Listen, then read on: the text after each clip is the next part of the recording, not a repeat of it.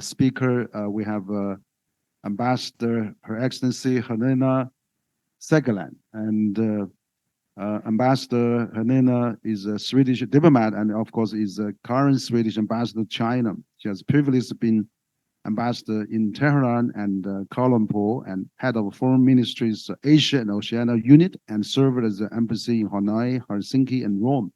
And also from the yesterday event, I'm happy to know that Ambassador Helena will be the ambassador to Paris for the UNESCO, OECD, and many international organizations in France.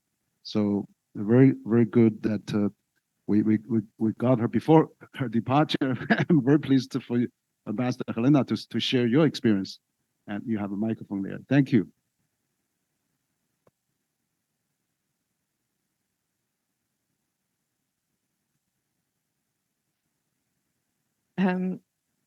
Good morning, everybody, and thank you for inviting me for this event today. And the topic of my intervention today is addressing the demographic challenge in Sweden from an economic perspective. When we talk about demographic challenges, overpopulation is still a major one. And human population has grown beyond Earth's sustainable means. We are consuming more resources than our planet can regenerate, with devastating consequences. And this goes particularly for richer countries like my own. More people means an increased demand for food, water, housing, energy, healthcare, transportation, and more. And all that consumption contributes to ecological degradation, increased conflicts, and a higher risk of large-scale disasters like pandemics. This is a very important topic and one of its own.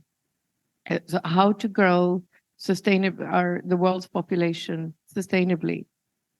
But the demographic challenge that I wish to talk about today is from an economic perspective, because many countries are grappling with lower birth rates and aging populations, which increases costs to the economy, increased pressure on health services, increased competition for jobs, or decreased participation in the workforce, potentially less funding for young people, and an increased dependency ratio. I have some slides for you, but I'm not sure how to work this. Oh, it's okay. Yeah, thank you. I think I can maybe manage this.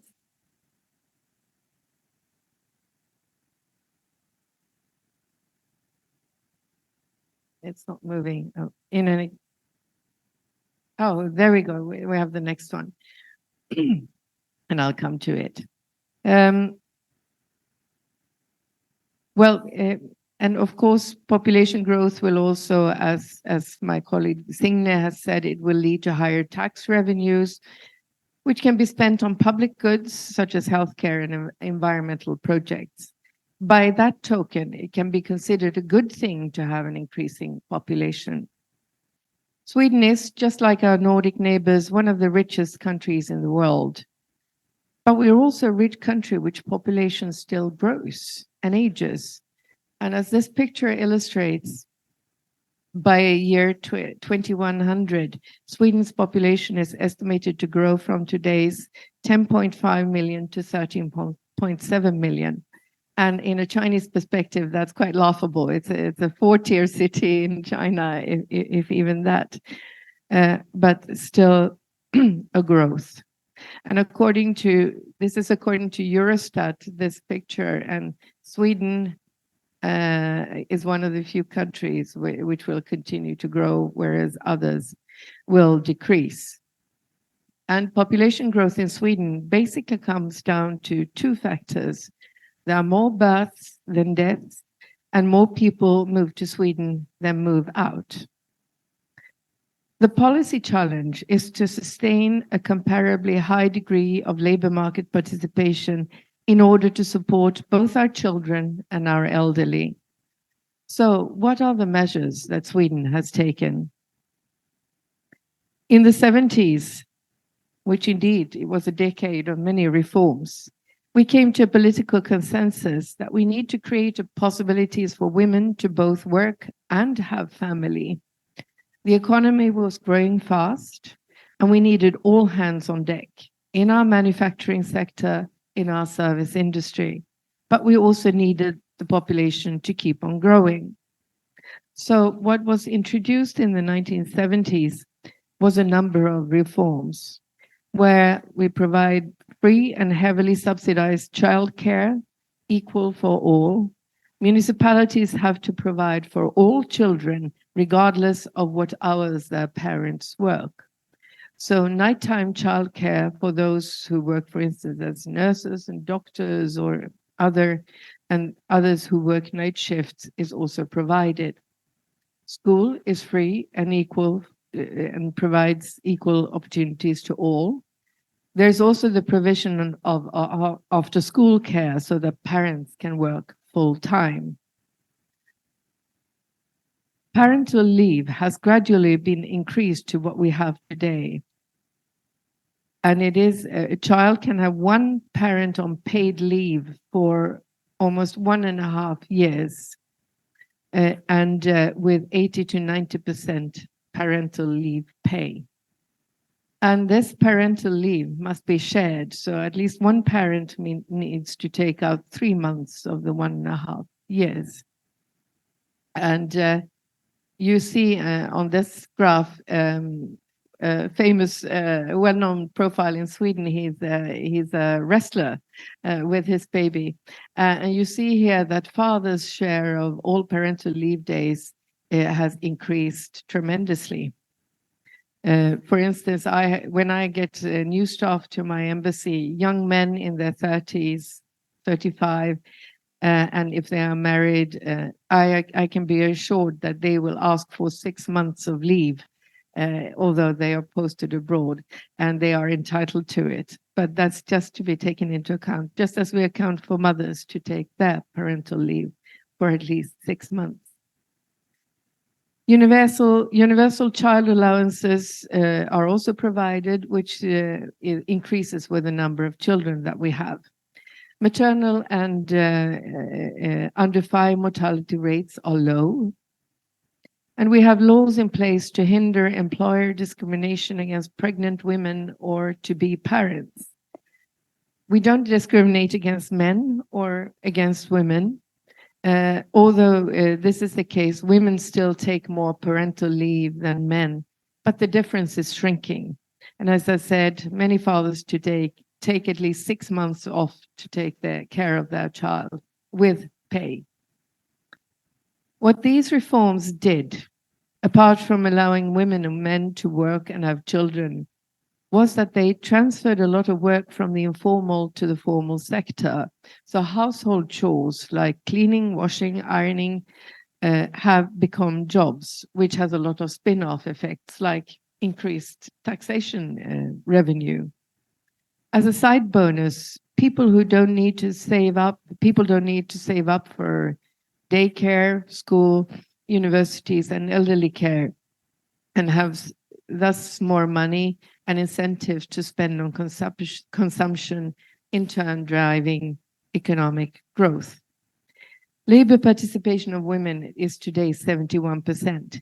It's still lower than that of men, which is at 76%. But in an international perspective, that's pretty high. Not to say that we don't have a lot of challenges. Women still work more part-time than men. They have lower salaries and a higher unemployment. But we've come far during the past 50 years.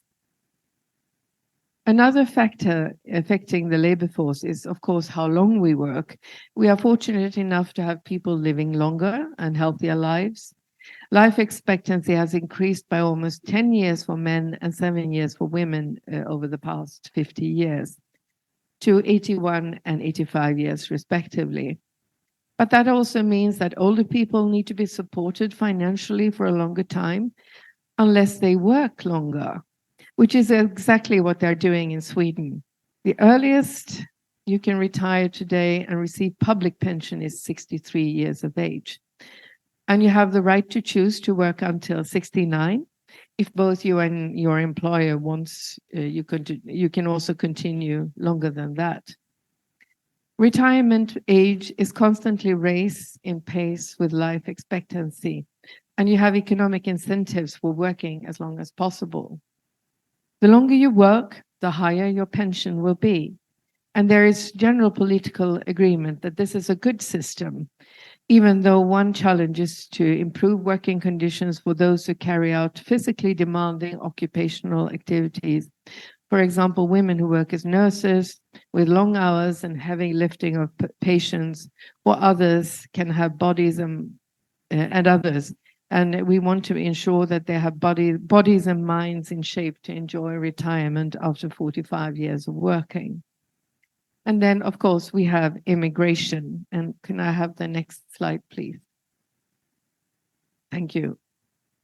Because despite all our advances, the fertility rate in Sweden is now 1.6%, or 1.6 per woman, and higher than that in most other developed countries, but still not high enough to tip the scale in favor of a population growth in the long run, even though more babies are right now born than people die.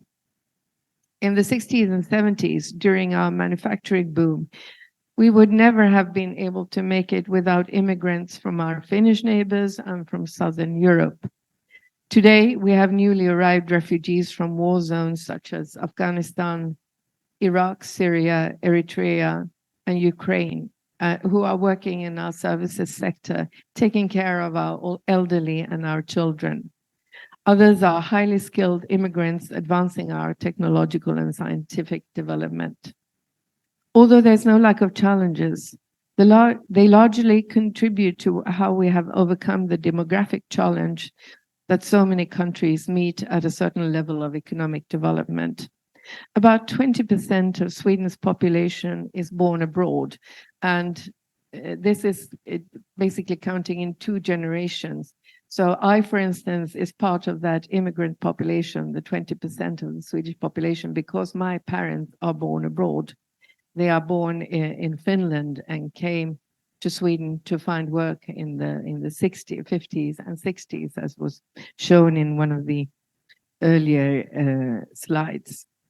So, in short, there is not one simple solution to address the demographic challenge, but there are many measures that can be taken that combined can come a long way. Thank you very much.